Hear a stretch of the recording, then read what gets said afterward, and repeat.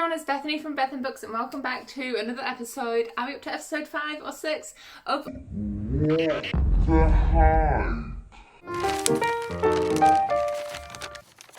Books? And I am so happy you could be here today because I got my hands on the e-copy of From Blood and Ash and I'm here to do a What the Hype episode on it. I am so ready for this. If you haven't seen any of these episodes, here's what quickly happens. I give you some statistics, a synopsis, a mini reading vlog, a rating, whether I think it's worth the hype or not, and anything that comes amongst all of that, any triggers or anything like that that you need to be aware of. So these videos can sometimes get a bit out of hand, especially if I've got a lot to rant about as I read it. So let's just skip straight into the statistics. Yay!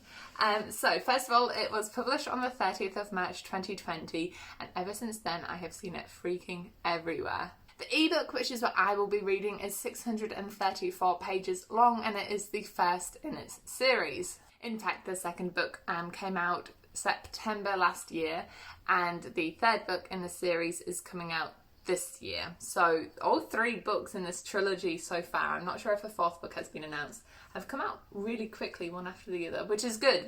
We love a series where you don't have to wait too long. It's written by Jennifer L. Armentrout and it is classified under subgenres fantasy, paranormal, and romance. It's also classified as new adult, so personally I'm hoping and expecting some steam.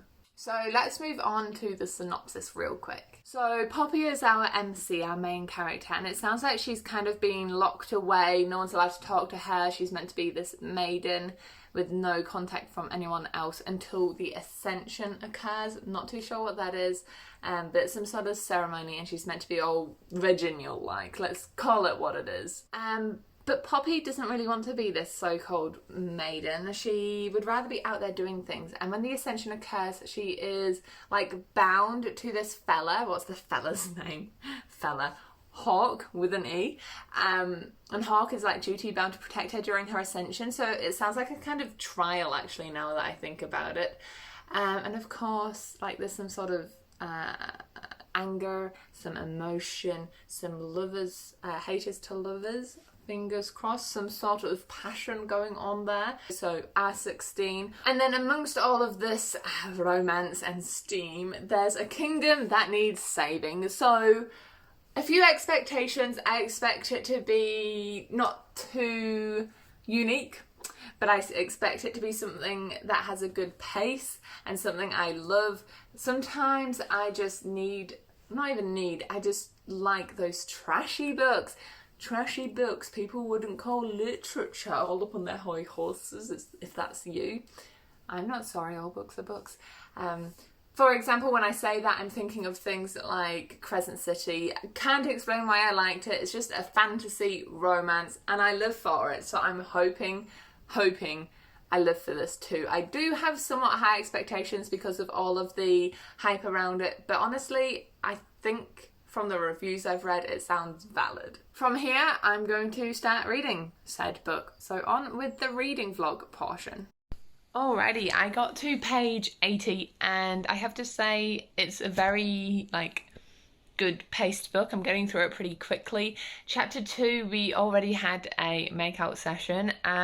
In terms of the world, I'm a little bit unclear on some things at the moment. It feels like the main city we're in, it's got a big wall around it. I'm picturing like Attack on Titan, and then there's these creatures that essentially are like vampires slash werewolves, so they drink each other's blood but they seem to like morph into wolf kind of like creatures, and so the wall is meant to protect against those, but then sometimes it gets through because of the infection it spreads. So I'm enjoying it. I'm not too sure if I could really call it unique enough or anything. Like, it still hasn't got me like Crescent City had me, but only 80 pages in. We'll see how the next 100 pages goes.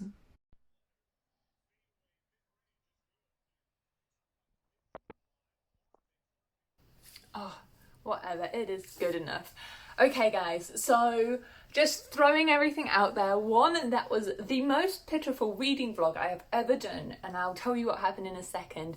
And two, just full clarity for you guys. I have actually kind of already filmed my wrap-up thoughts already, but essentially the audio in them was so bad I just had to refilm. So that's why we're here now. Welcome to my bedroom floor, my old bed with the really perfectly made sheets. Adulting, right?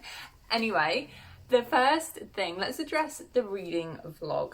I think I literally took 2 clips, and it's because I was reading it that night that you just saw, and then I woke up in the morning and finished book 1, and then I actually was left on the biggest cliffhanger I have experienced in a long time. So I actually just found a free PDF online of the second book and read that straight away. So this has become a review, a What the Hype episode on both of the books. So book 1 and book 2, and book 3 comes out later this year. Let me know if you want me to address that one as well. But it was so good that I couldn't put it down. But what are my thoughts overall? How shall I do this? Let's break it down. I've got my notes, and I've got certain things I really want to make sure I touch on. First of all, let's go through my powers rating system. I'll leave a link if you guys want to check out what I mean by this. But essentially, I rated people out of 10 and a 9, the pace a 10, the originality a 5, the world building an 8, enjoyment 10, relationships 10, and style a 9. Helicopter. Alright, we are just working with some natural lighting here. So let's start with the top things I want to talk about here. Enjoyment, I just genuinely enjoyed it, as you can tell, and then the pace and then the writing style all just worked really well for me, hence the high scores, hence why I managed to read 2 600 to 700 page books in, it was literally 48 hours. That day I picked up book 2, I finished book 2, I did nothing for 48 hours except marathon through these 2 books, and honestly I was living life. It was fun. It was page turning, or should I say page scrolling. Just mentioning the world building, because for me it's quite an important part, especially in fantasy worlds. I thought it was extremely vivid. I thought I could picture things really well, like a movie reel. However, I only gave it an 8 because there was nothing too original about that, which is a great segue into originality, which is where this rating opinion took a great hit. Look, in my opinion, as someone who has read her vast majority of young adult fantasy series, this is just a Throne of Glass and A Court of Thorns and Roses mashup with a little sprinkling of differences. I'm not saying that's a bad thing.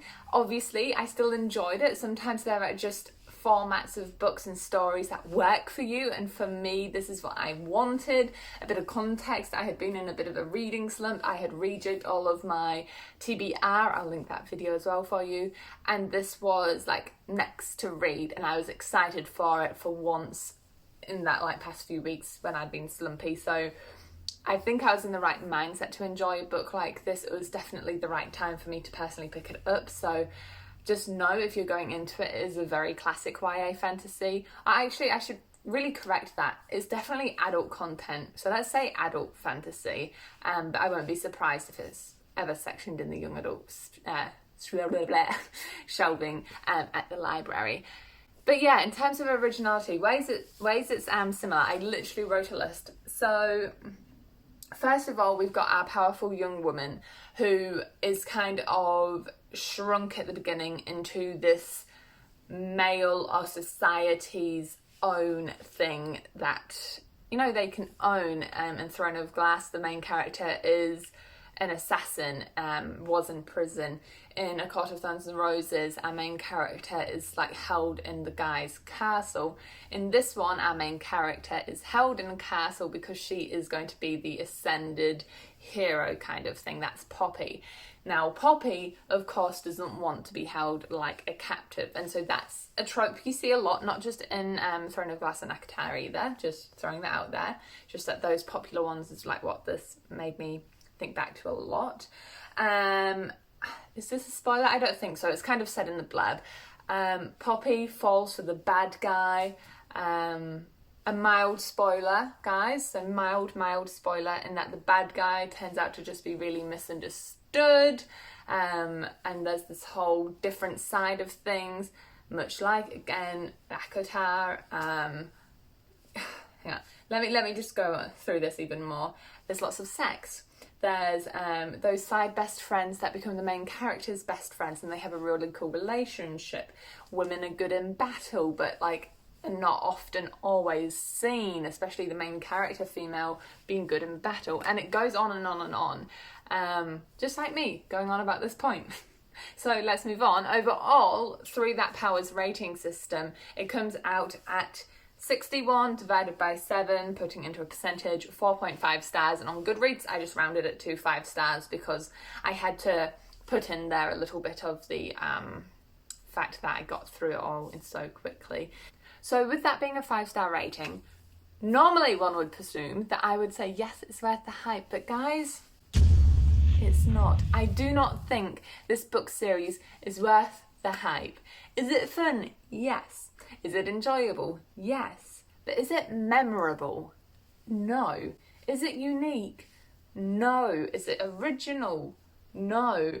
I will not lie, I genuinely forgot like everything that happened, the whole plot. I was lying in bed the other day and my partner said to me something about what's been your favourite book this year? And I was like, oh, Blood and Ash. And he was like, what happened? And I'm like, I couldn't even remember the main characters. I couldn't remember a single thing. It could have been to do with my lack of sleep at that point in the night. Like, I was tired, I was winding down, my brain wasn't functioning very well, but also like that just tells you a lot. So before I sign off, just a few things. Triggers, there's quite a few in this series. We have emotional, sexual and physical abuse, general manipulation, like blood, death, gore everywhere, adoption and having to give up your child for purposes that you don't fully understand, loss of loved ones, a kind of slavery within it, and just, yeah, some very explicit R16, R18, R21, wherever you're from, scenes in it. Recommendations, if you're just a classic fantasy lover, if you liked Akotar or Throne of Glass series, you will definitely enjoy this. If you liked Crescent City, you will enjoy this. Yeah, I just really think that this is a book worth the time to sit down and read, but it's not worth the hype. If you have read this book, let me know if you agree or disagree, if you liked it or didn't like it. Drop me a little comment down below. I would love to hear your thoughts. Let me know if you're gonna pick it up after watching this video. Just let's have a general good old chit chat. I love these conversations. Please consider leaving a cheeky like and subscribe down below. And also, if you want to like flick me a message on the Instas or drop a comment in terms of which book you think I should do next for What the Hype episode, just let me know. Enjoy all the places you go in your own reading adventures, and I will flick to Bethany Spins the Wheel for you. Bye. Spinning the wheel for my beautiful subscribers. Oh, alrighty, so let's fill in that blank. It says oldest on TBR. Alright, everything is attached. Your next prompt is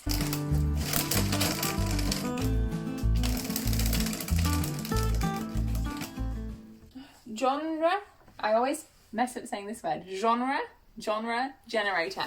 Let me quickly generate one of those for you. Of course, you can do your own. Ooh. Okay, I found one. Here we go. She's glitchy.